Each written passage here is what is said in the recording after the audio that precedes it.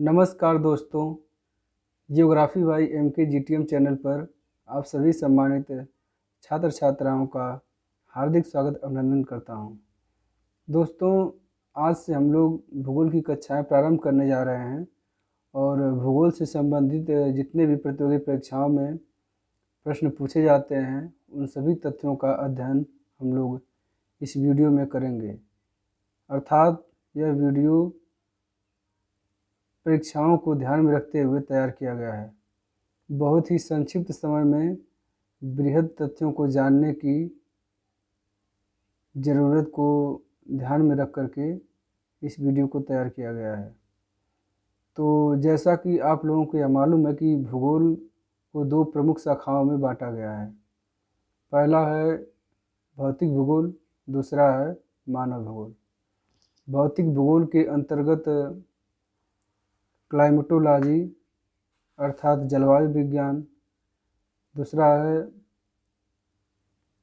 Oceanography जिसको हिंदी में समुद्र विज्ञान कहते हैं, तीसरा है भू आकृति विज्ञान जिसको इंग्लिश में जियोमॉर्फोलॉजी बोलते हैं, और चौथा है जैव भूगोल जिसको बायोजियोग्राफी कहा जाता है, और सॉइल जियोग्राफी यानी मृदा विज्ञान का भी इसमें अध्ययन किया जाता है, और पर्यावरण भूगोल जो होता है इन्वायरमेंटल जियोग्राफी, इसका भी अध्ययन भौतिक भूगोल के अंतर्गत किया जाता है। जबकि मानव भूगोल के अंतर्गत ह्यूमन जियोग्राफी के अंतर्गत इकोनॉमिक जियोग्राफी जिसको हिंदी में आर्थिक जियोग्राफी बोलते हैं, और दूसरा संसाधन भूगोल जिसको रिसोर्स जियोग्राफी बोलते हैं, और तीसरा जनसंख्या भूगोल जिसको इंग्लिश में पॉपुलेशन जियोग्राफी बोलते हैं, और कृषि भूगोल जिसको इंग्लिश में एग्रीकल्चरल जियोग्राफी बोलते हैं, और राजनीतिक भूगोल पॉलिटिकल जियोग्राफी, सामाजिक भूगोल सोशियल जियोग्राफी, इन तमाम पहलुओं पर हम लोग मानव भूगोल के अंतर्गत अध्ययन करते हैं।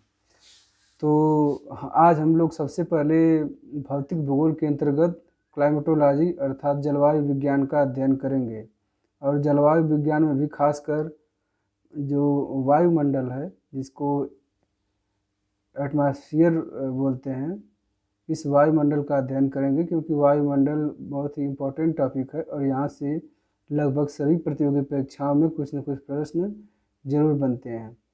तो वायुमंडल को पढ़ने से पहले हमें यह समझना होगा कि जलवायु विज्ञान किसे कहते हैं। तो जलवायु विज्ञान को इंग्लिश में क्लाइमेटोलॉजी बोलते हैं, और किसी स्थान, क्षेत्र या फिर प्रदेश का जो वायुमंडलीय दशाएं होती हैं, जैसे वायु दाब, वर्षा, बादल, आर्द्रता, तापमान, ये सभी जो मौसमी दशाएं होती हैं, इनका दीर्घकालिक अध्ययन ही जलवायु कहलाता है। अर्थात किसी स्थान, क्षेत्र या प्रदेश की दीर्घकालिक औसत वायुमंडलीय दशाओं के अध्ययन को जलवायु विज्ञान कहा जाता है। ये जो मौसमी दशाएं शब्द का प्रयोग किया गया है, मौसमी दशाओं के अंतर्गत जो तापमान है, वायुमंडलीय दाब है, आर्द्रता है जिसको इंग्लिश में ह्यूमिडिटी बोलते हैं, वर्षण, रेनफॉल, ये जितनी भी मौसमी दशाएं हैं, इसी के दीर्घकालिक यानी यही मौसमी दशाएं जब दीर्घकाल तक किसी क्षेत्र विशेष में रहती हैं तो उसके अध्ययन को हम लोग जलवायु कहते हैं, जलवायु विज्ञान।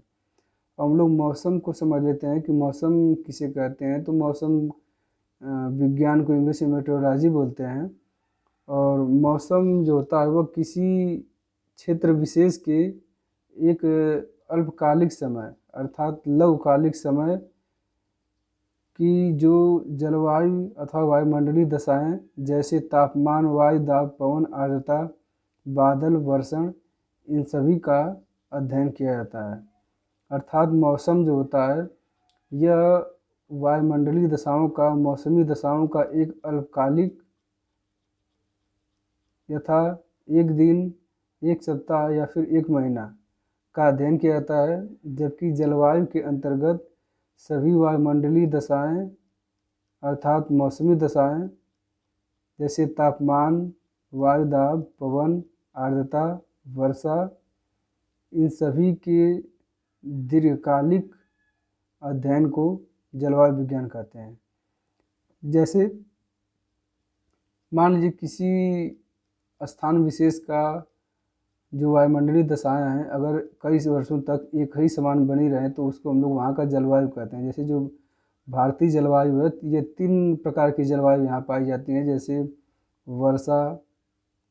वर्षा ऋतु होता है, वर्षा शीत जो होता है, वर्षा ऋतु, शीत ऋतु, ये दशाएं जो होती हैं ये एक तरीके से जलवायु का पार्ट है। ये सब क्योंकि ये दीर्घकालिक हैं, क्योंकि हर वर्ष जो है ये दशाएं बार बार कंटिन्यू रिपीट होती हैं। जबकि जो मौसम होते हैं, मौसम प्रतिक्षण बदलता रहता है। जैसे आज सुबह जगे आप और सुबह जगने के बाद देखा कि मौसम एकदम साफ़ है, यानी जो वायुमंडलीय दशाएं हैं, आकाश एकदम स्वच्छ है, हवा मध्यम चल रही है और तापमान अनुकूल है, तो हम ये कह सकते हैं कि आज का मौसम अच्छा होने वाला है।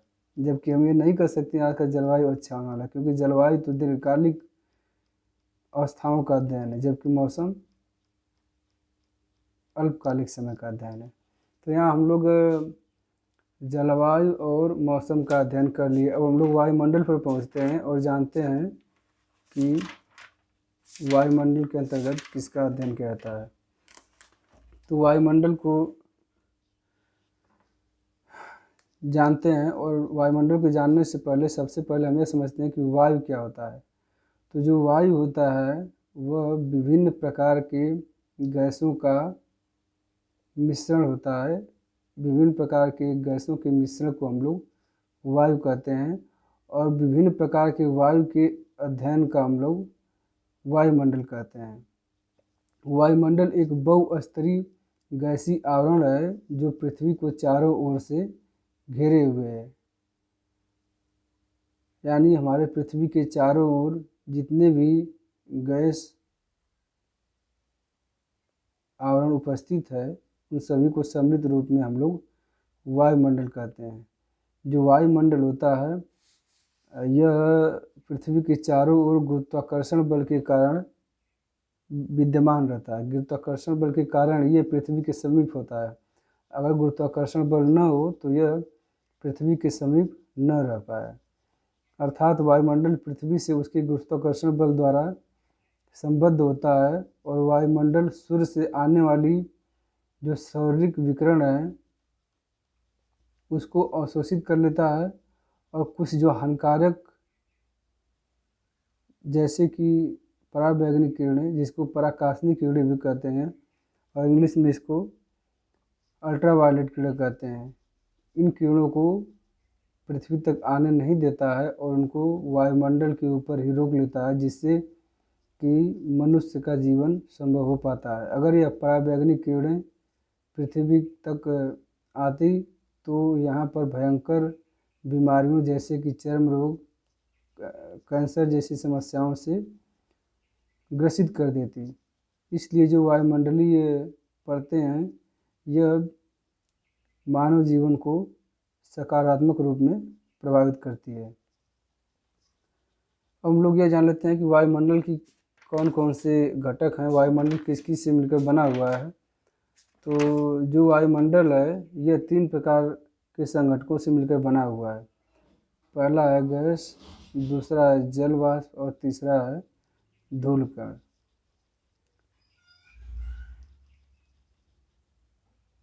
इसमें जो वायुमंडल में नाइट्रोजन गैस जो है उसकी मात्रा सबसे अधिक पाई जाती है। यानी जो वायुमंडल है इसमें नाइट्रोजन की जो मात्रा होती है वो लगभग 78.09 के आसपास में पाई जाती है और उसके बाद जो ऑक्सीजन है वो 20.95 यानी लगभग 21% के करीब में पाई जाती है। यह दोनों गैस जीवनदायिनी गैस हैं, क्योंकि जो पेड़ पौधे होते हैं वह कार्बन डाइऑक्साइड को ग्रहण करते हैं और ऑक्सीजन को उत्सर्जित करते हैं। और जो मनुष्य होता है, मनुष्य उस ऑक्सीजन को ग्रहण करते हैं और कार्बन डाइऑक्साइड को उत्सर्जित करते हैं।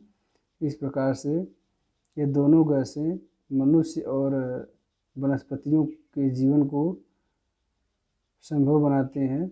अगर ये गैसें नहीं होती तो चाहे मनुष्य हो या फिर वनस्पतियाँ, यह दोनों अपने जीवन को नहीं जी पाते। तो यहाँ से कई बार एग्ज़ाम में ये प्रश्न पूछा जाता है कि जो विभिन्न प्रकार की गैसें हैं, कभी कभी इनका परसेंटेज पूछ लेता है कि वायुमंडल में इनके कितने % है।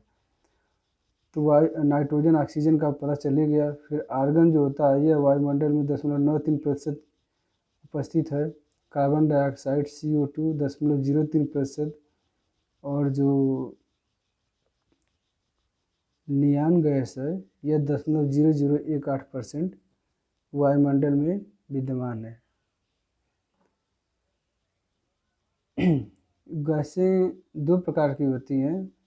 पहली जो होती है वह स्थिर अथवा अस्थायी गैसें, कांस्टेंट और परमानेंट गैसेज। दूसरा है परिवर्तनशील गैसेज, वेरिएबल गैसेज। हमें यह मालूम है कि कार्बन डाइऑक्साइड गैस का सबसे पहले खोज 1752 ईस्वी में किया गया, और तभी से विभिन्न प्रकार की गैसों की खोज प्रारंभ हुई। उसके बाद रदरफोर्ड ने 1772 में नाइट्रोजन की खोज की तथा इसका नाम मेटिफिक एयर रखा। उसके बाद जोसेफ प्रिस्टले ने ऑक्सीजन का अध्ययन किया, और अंतिम गैस के रूप में आर्गन का खोज 1874 ईस्वी में किया गया। तभी से लेकर सभी गैसों का विभिन्न समयों में खोज जारी है। जो स्थिर गैसें हैं, हम लोग ये समझ लेते हैं कि स्थिर गैसों के अंतर्गत कौन कौन से आते हैं, और जो परिवर्तनशील गैसें हैं उनके अंतर्गत कौन कौन सी गैसें आती हैं। तो स्थिर गैस के अंतर्गत नाइट्रोजन, ऑक्सीजन, आर्गन को रखा जाता है, जबकि जो परिवर्तनशील गैसें हैं इसके अंतर्गत जलवाष्प, water vapour, carbon dioxide, CO2 का, ozone, hydrogen, helium, neon, जेनान, krypton, मेथान, इन सभी को मीथेन, इन सभी को परिवर्तनशील गैसें कहते हैं। जो ओजोन गैस है, जिसको O3 से प्रदर्शित करते हैं, यह ऑक्सीजन के 3 अणुओं से मिलकर बना हुआ है। जब ऑक्सीजन जो O2 होता है, यह सूर्य के प्रकाश में ऑक्सीजन से क्रिया करता है तो एक ऑक्सीजन इसमें जुड़ जाता है, और जुड़ने के बाद ओजोन का निर्माण होता है। ओजोन एक बहुत ही तीक्ष्ण और विनाशकारी गैस है, जो कि ओजोन क्षरण से मुक्ति दिलाता है, यानी ओजोन क्षरण को होने से रोकता है। ओजोन परत पृथ्वी की छतरी कहा जाता है, क्योंकि ओजोन परत जो सूर्य से आने वाली पराबैंगनी किरणें हैं उसको पृथ्वी तक आने नहीं देता है, इसलिए इस ओजोन गैस को पृथ्वी का छतरी कहा जाता है। हम लोग कार्बन डाइऑक्साइड गैस को देख लेते हैं। तो जो कार्बन डाइऑक्साइड गैस है इसका प्रतिशत 0.03% वायुमंडल में पाया जाता है, और यह प्रकाश संश्लेषण, फोटोसिंथेसिस में बहुत ही उपयोगी होती है। हम लोग धूल कण को समझ लेते हैं कि धूल कण किस प्रकार से वायुमंडल को प्रभावित करते हैं। तो जो धूल कण होते हैं यह स्कैटरिंग का कार्य करते हैं, यानी जो प्रकीर्णन होती है, प्रकीर्णन के कारण ही जो आकाश का रंग होता है वह नीला दिखाई देता है, और सूर्योदय अथवा सूर्यास्त के समय जो लालिमा दिखाई देती है, सूर्य की लाल किरणें दिखाई देती हैं, जो आँख के लिए बहुत ही फ़ायदेमंद होती हैं, यह धूल कण के कारण ही संभव हो पाता है। जलवाष्प को देख लेते हैं। तो जो जलवाष्प है यह एक प्रकार की महत्वपूर्ण ग्रीन हाउस गैस है जो कि पृथ्वी के द्वारा परावर्तित सौरिक ऊर्जा को अंतरिक्ष तक जाने नहीं देती है, उसको रोक लेती है, जिसके कारण वायुमंडल का तापमान बढ़ जाता है और ग्लोबल वार्मिंग जैसी समस्याएं उत्पन्न हो जाती है। अब हम लोग जान लेते हैं कि वायुमंडल को कितने भागों में वर्गीकृत किया गया है। तो वायुमंडल को मुख्यतः 5 भागों में वर्गीकृत किया गया है। पहला है क्षोभ मंडल, जिसको परिवर्तन मंडल टर्बुलेंस जोन भी कहते हैं। इस क्षोभ मंडल के बाद दूसरा है समताप मंडल, जिसको स्ट्रेटोस्फीयर और क्षोभ मंडल को ट्रोपोस्फीयर बोलते हैं इंग्लिश में। उसके बाद है मध्य मंडल, जिसको मेसोस्फीयर बोलते हैं। और चौथा है ताप मंडल थर्मोस्फीयर। और पांचवा है एक्सोस्फीयर, जिसको वायुमंडल बोलते हैं। तो वायुमंडल की जो परतें हैं, इनका अध्ययन हम लोग अगले वीडियो में करेंगे। तब तक के लिए धन्यवाद।